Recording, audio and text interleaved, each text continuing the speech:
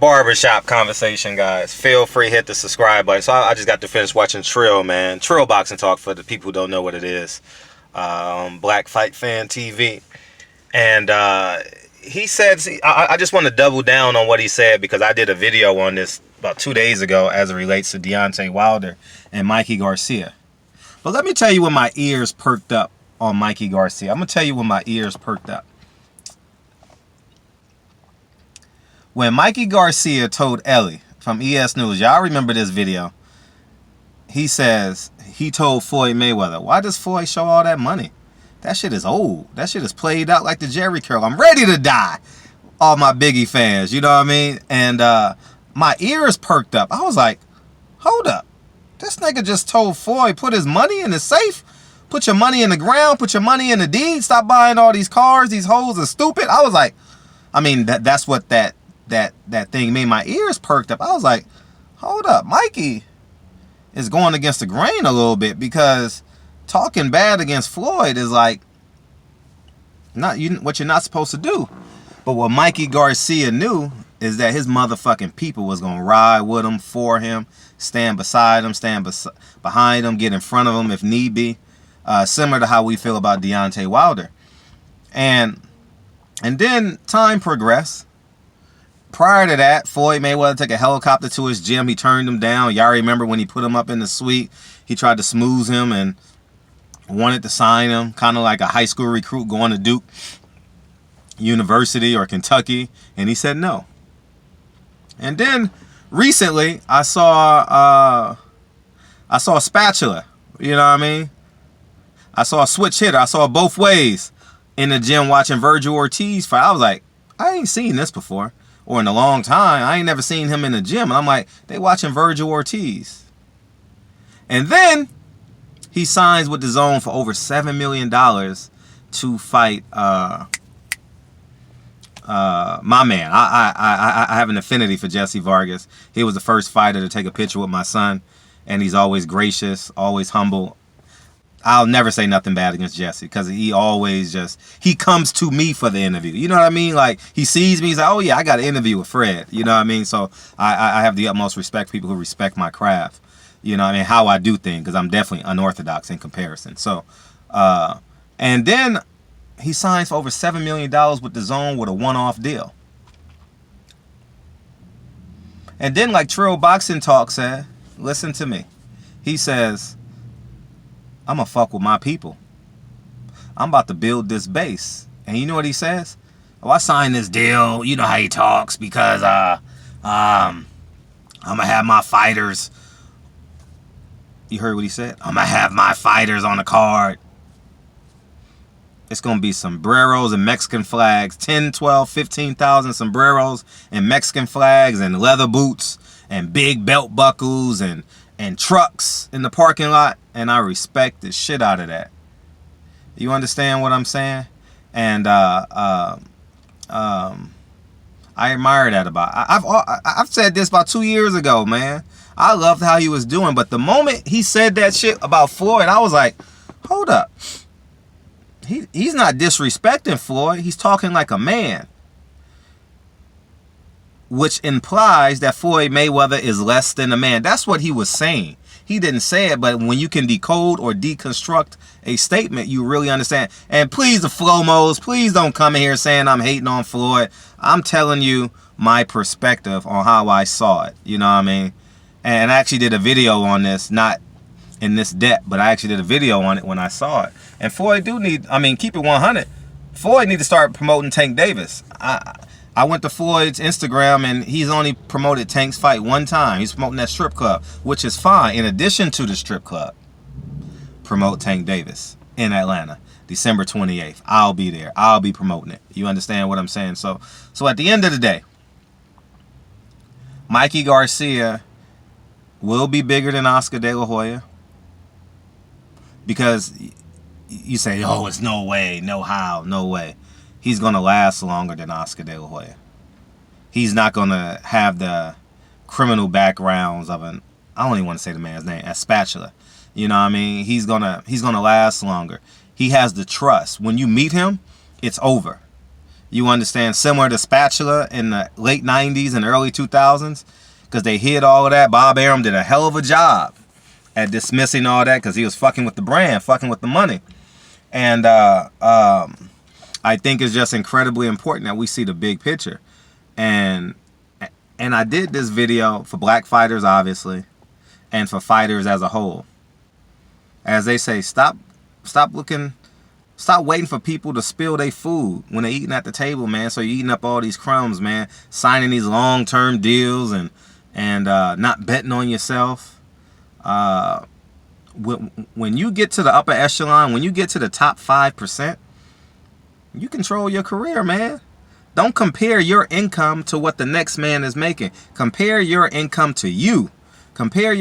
Listen, when people ask me, can they borrow $100? I don't ask them what they need it for. I ask myself, can I trust them to pay me back? You get what I'm saying? It's a different mindset. Like, I don't give a fuck if you're going to go buy a bag of weed. I don't give a fuck if you're going to go buy 10 bottles of Starbucks. Do I trust you enough to pay me back? Because what you value in your life and what I value in my life monetarily is two different things. This is a metric system of trust. Like, I think I can trust him with $30. Here's 30. Or I think I can trust you with $200. You understand? And that's my mindset. So don't compare your salary to like, oh man, this man getting $8 million. Nah, man, it's what you're willing to risk. Mikey Garcia probably risks a long-term deal with somebody. I don't know who he is. Maybe Floyd, maybe Richard Schaefer, maybe Al Heyman, maybe Showtime, whatever the case may be, ESPN, to bet on himself. He knows no matter how much money he has, it will be 10 times that in power 10 years from now. And Peter, I know you're going to watch this video, man. Salute to y'all motherfuckers out there, man. I actually may want to come to your gym tomorrow since I'll be at the weigh-in. I may want to slide through your gym if Mikey Garcia is going to work out in the evening. I'll might as well finish that drive, you know what I mean, since I'll be in Ontario. But, man, salute to y'all, man. I have the utmost, man, for real, for real. And men recognize men. I don't give a fuck if you're, when you see a man moving like a man, people going to say, well, he lost. Well, he milked that Earl Spence loss into a $7 million tune-up. It's what it's called. It's what it's called, okay? I'm not saying Jesse Vargas is slack, but in comparison to the level of an Earl Spence fight, in comparison to the level of a Lomachenko fight, it is a tune-up. Now, watch what's going to happen next.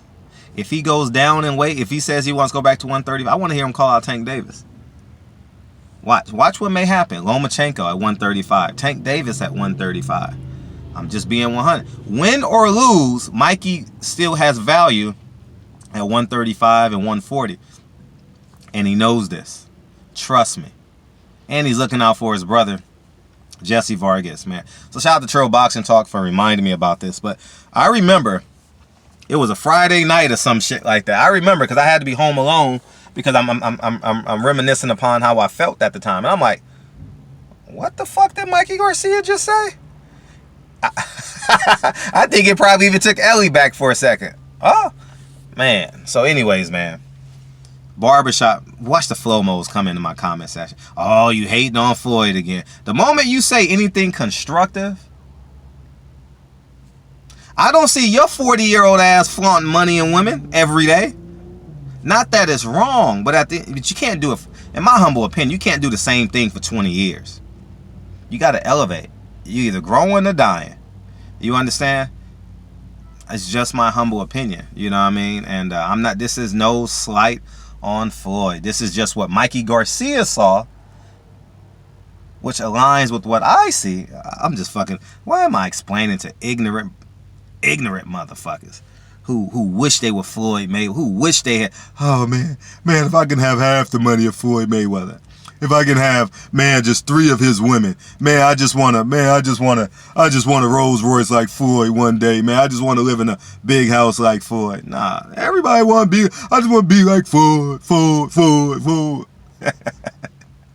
Y'all motherfuckers are sad, disgusting motherfuckers. Don't ever come up to me and say how you, man, be the best version of yourself, man, because you are a one-of-one experience. Trust me when I say this, man. This is, It's like me and media, man. Matter of fact, this inspired the video. It's like, I'll say it in this video. It's like me and media. The reason why I piss people off, I don't even know. I piss so many people off I've never met, don't know. I've always helped them. You know why? Because my strengths are their insecurities. My ability to say, I can still be a media member without a credential. I can still go to a fight and pay my own way. I can still get in the locker room. I can still get a phone number and call. That bothers them because they don't have the courage to do it or don't have the aptitude to accomplish that.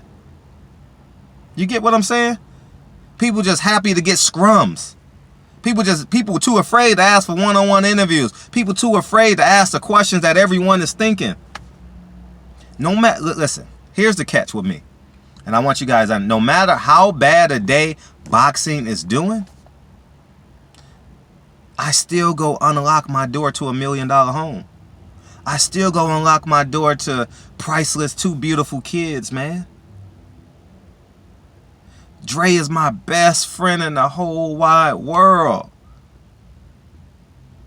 We went from 2 starving college students to making sure that our 2 kids are motherfucking set for the rest of their motherfucking life.